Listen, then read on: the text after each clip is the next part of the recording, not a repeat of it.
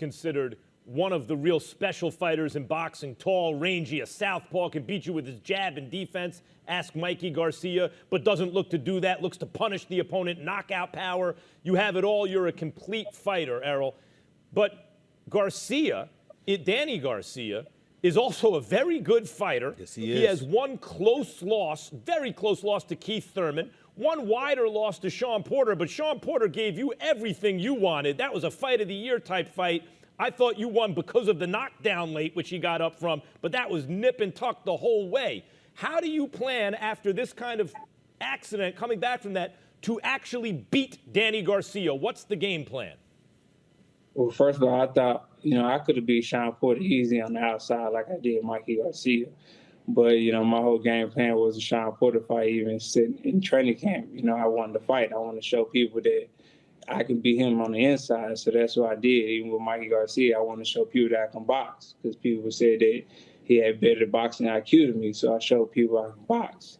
And with this fight, I'm just going to show everybody that, I'm just all around just a better fighter. On the inside, outside, with the jab, combination, hooks, whatever you want to do in the ring, I could do better than Danny Garcia. I mean, he's a great fighter, iron chin, very tough. But I don't think, even if I was at 70%, Danny Garcia couldn't beat me. It's interesting that you say that. Listen, I like Danny Garcia a lot. He's 36-2. His only 2 losses were to Keith Thurman and to Sean Porter, just like Max pointed out. But I had you as my top pound for pound, top 2 pound for pound in the world. But Terrence Crawford has ascended, and I know you're not looking ahead because you're smart enough not to look past anybody, and you got to handle your business first. But there are a lot of people, Max included, I don't think I'm stepping out of turn speaking for him here, when we talk about a fight that we desperately want. It is Errol Spence Jr. versus Terrence Crawford, and you got Terrence Crawford talking about everybody running from him. Nobody want to give him those fights. What do you have to say about that? I mean, really nothing to say about it. Nobody's running from Terrence Crawford. Like I said, I'm coming off a car accident, and I had to fight Danny Garcia. Somebody would have picked the tune up, but I'm fighting Danny Garcia, so. I mean, I got to get past him to even think about somebody else. So once I get past Danny Garcia, y'all can ask me questions about Terrence Crawford.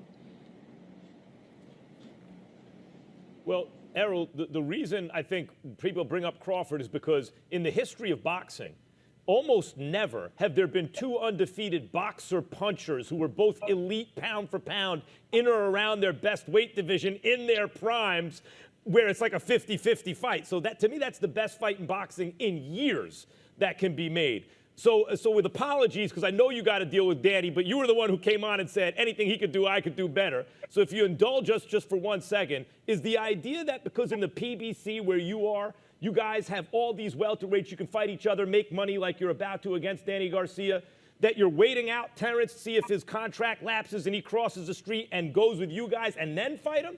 Or do you think you would fight him? Are you interested as a fighter, as a champion, in seeing who the best dude is like Sugar Ray Leonard and Tommy Hearns once did, whether or not he's with the PBC? Yeah, I'm definitely interested in fighting Terrence Crawford. I think it's a great fight. He has a world title. I want to be undisputed welterweight champion of the world, like I said. So I feel like we're going to have to cross that path soon. But, my main goal is Danny Garcia on Fox pay-per-view. And, I feel like, that's the biggest fight for me right now at this point, especially coming from my car crash. So I have to get him out the way to even think about somebody else. So my 100%, focus is on Danny Garcia right now. And then after that, we can talk about other opponents. When you think about Danny Garcia, I brought up the fact that he's 36-2. I think he's an exceptional fighter. Obviously, he takes a punch. He has not been knocked out. The brother can fight. When you talk about fighting him, how big of a fight do you think this is for you in terms of how it could potentially catapult you in the mind's eye? Do you think you're already where you want to be, or do you feel like you still have so much to prove because you've been underappreciated and winning this fight could go a long way towards accomplishing a significant cachet for yourself? I definitely have so more to prove. I mean, Danny Garcia, like I said, his resume, especially at 140, is great. He was unified champion, things like that. I mean, he's a great fighter.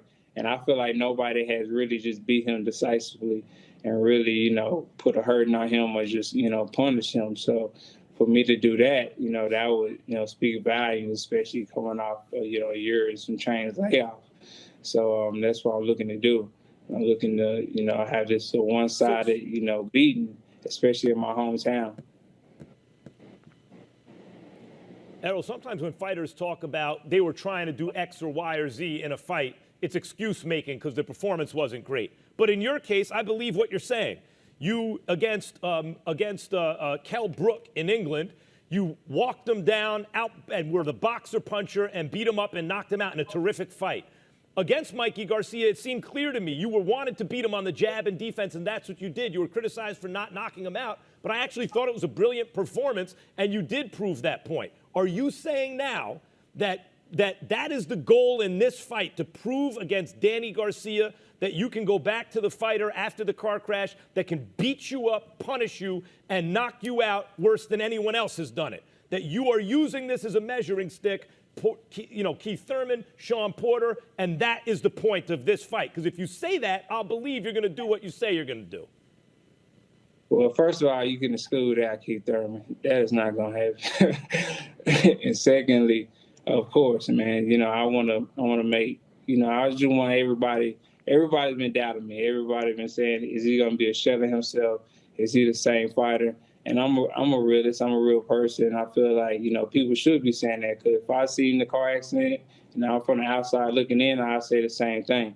So for me, I just want to put on a great performance, a great show, and show people that, man, he's still beating guys up, punishing them, and just, making them quit mentally and physically. So for me, I'm just going to, try to put a beating on Danny Garcia and make it the worst beating that he ever had in his